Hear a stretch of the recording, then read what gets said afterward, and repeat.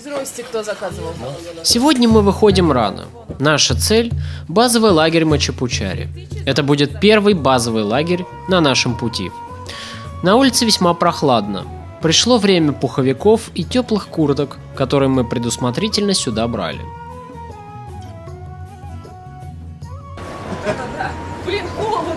Настя танцует какой-то замысловатый танец, призванный изгнать божество вечного холода и мрака.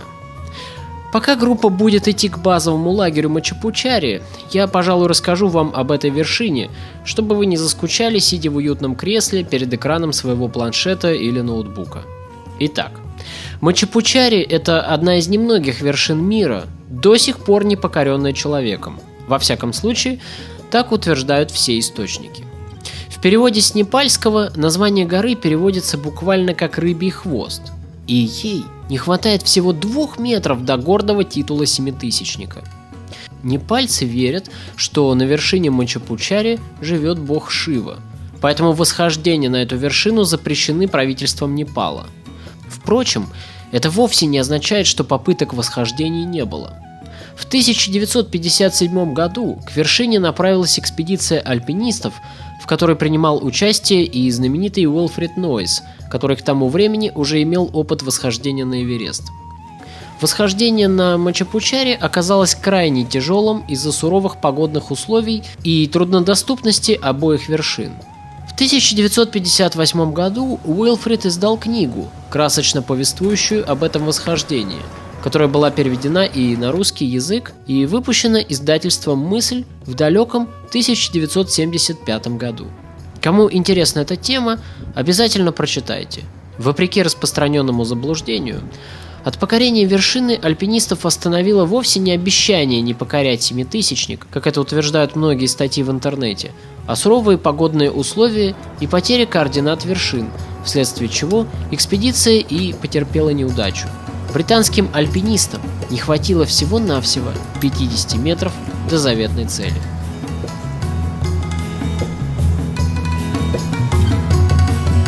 Чули?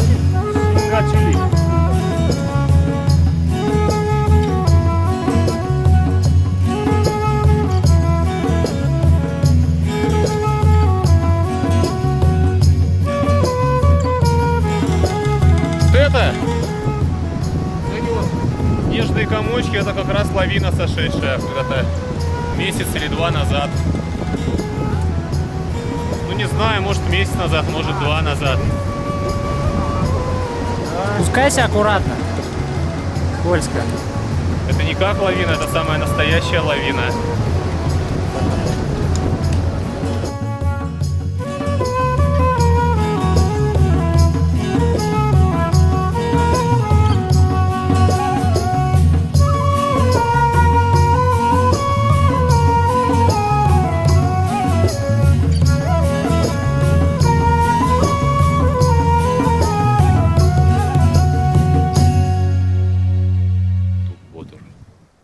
Дух бодр? Бодр. Посмотрите на бодрых духом.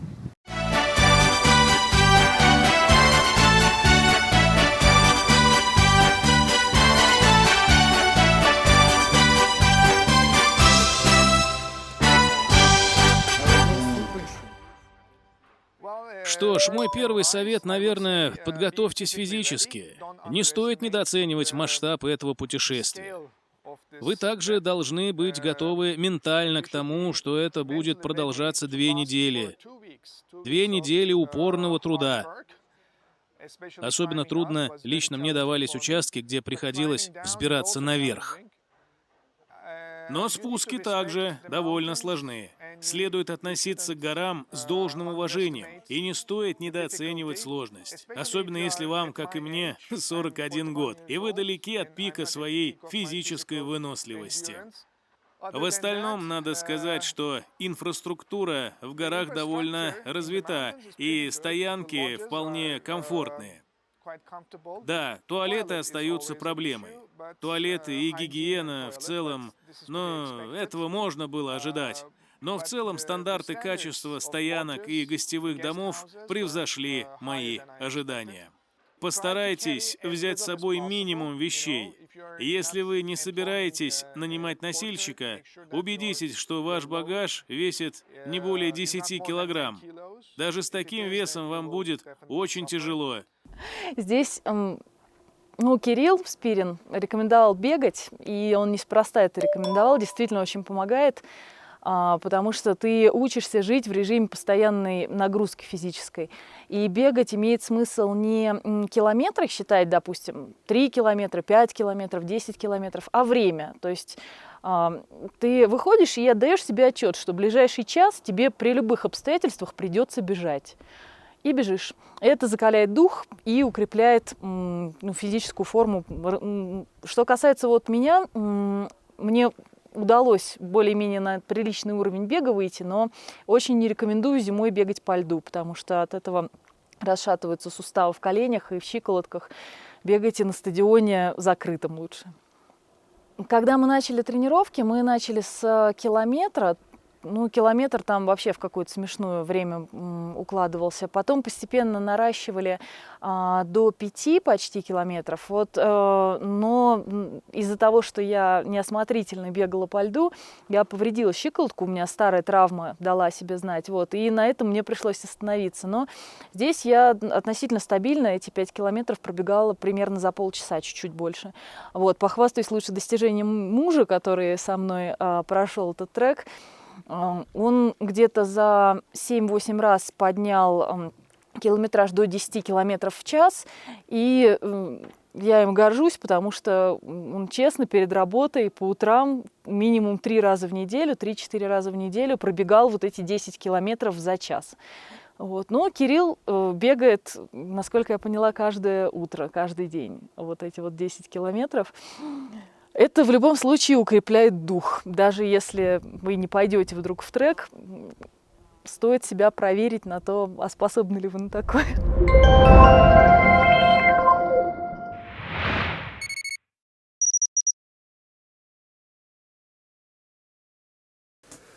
Макс, а ты спал вообще? Да. Что? Да что-то ты шуршал так часто, я думал, что ты не спишь всю ночь.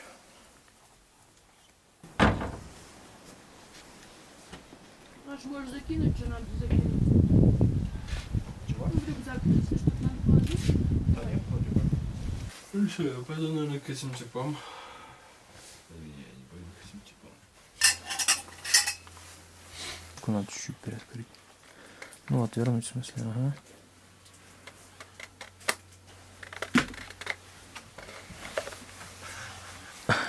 И он умер.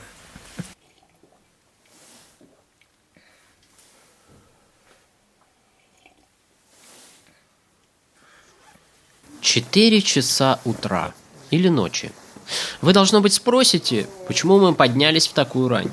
Сегодня кульминационный день нашей программы. Мы идем к базовому лагерю Анапурны. Обогнать солнце – задача нелегкая. Но мы постараемся это сделать, чтобы успеть застать рассвет и поснимать верхушки гор, окрашенные нежно-розовыми лучами молодого дня. Идти отсюда до следующего базового лагеря примерно пару часов, может быть, чуть меньше. Обязательно необходимо брать с собой цепи, даже если Кирилл или другой опытный гид вам скажет, что сейчас в этом нет необходимости. Скажу по себе, поскольку я почти все время не пользовался трекинговыми палками, в этом месте цепи мне очень пригодились. Мы входим на ледник, под ногами плотный обледенелый снег, и передвигаться по нему не просто трудно, но и довольно опасно, поэтому вам обязательно нужны или цепи, или трекинговые палки как минимум, чтобы хоть как-то цепляться и продвигаться вперед. Вот почти уже пришли. До следующего лагеря остается чуть больше 100 метров.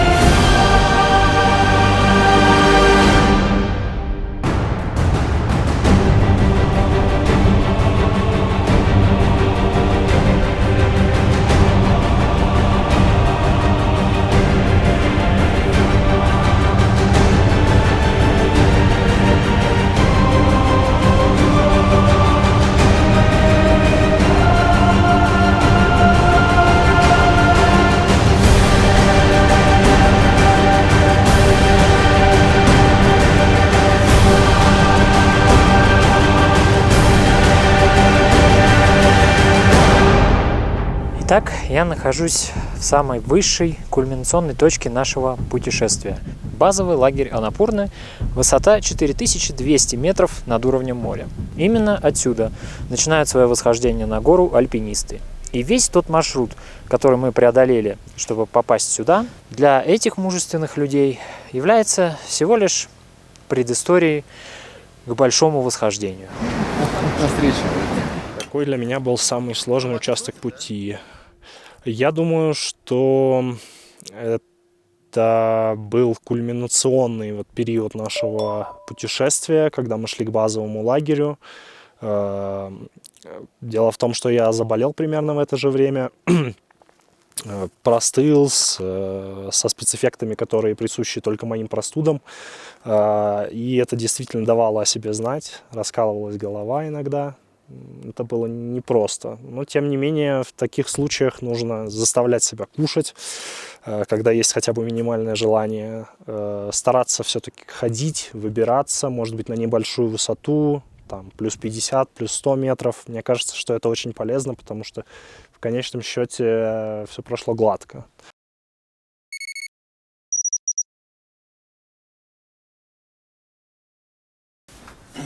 Шикарный бардак.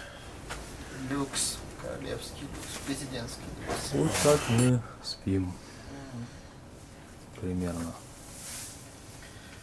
Что в этом у нас? В Чамронге уже двухместное, да, будет размещение, кажись? На самом деле, у нас отличная комната. Она маленькая, нас трое, нам проще надышать. Ну это да, в этом плане плюс. Сверху не капает. Вообще в отличном условии. Может быть, я не разбираюсь.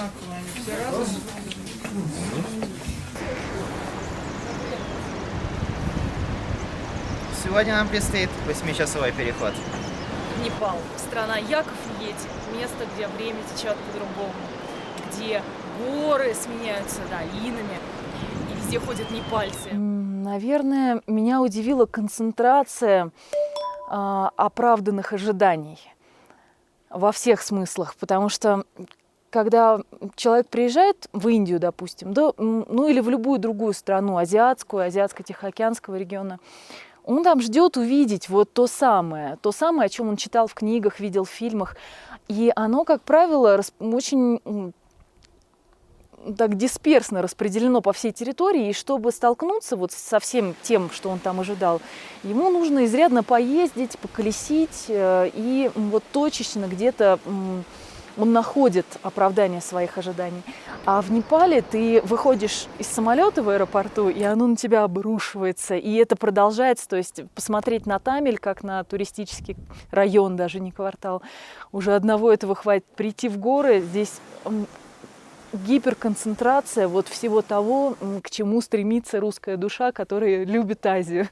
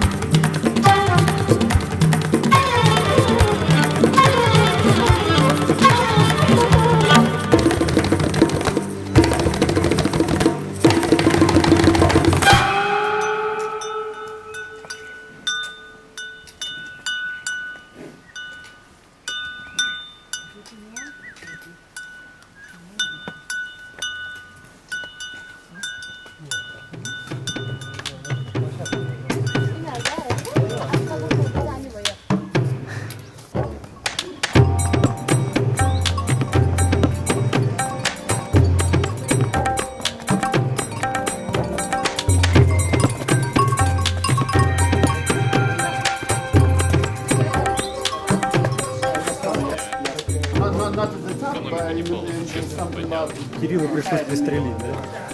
Нет, не пристрелить, я его бросил там в реке. С моста вот, да? Где?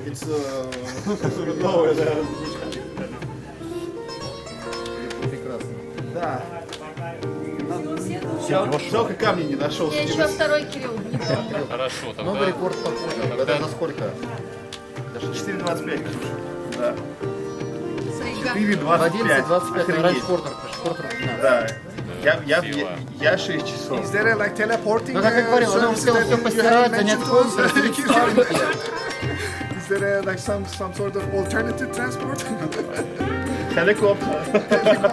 4.5 hours? Нуждики! Золушка собирается на бал. Ну, проблема в том, что у нее случился внезапный понос. И тут внезапно появляется фея крестная и говорит: девочки, я могу помочь с твоей бедой. Вот тебе волшебная золотая затычка. Но помни, ровно с 12 ударом часов она превратится в огромную желтую тыкву. Приходит каждый к врачу и говорит: доктор, у меня проблема. Говорит: какая? Вы знаете, у меня такой большой там, что я даже ни разу не видел, когда он встает, потому что когда он встает, у меня вся кровь отливает, и я теряю сознание. Погоди, это анекдот? Продолжение не помню. Вот тут, знаешь, это как обломать на самом интересном месте. Так, тем не менее. Не слышу. А, ребят, я сегодня когда шел, это, например, понимаю.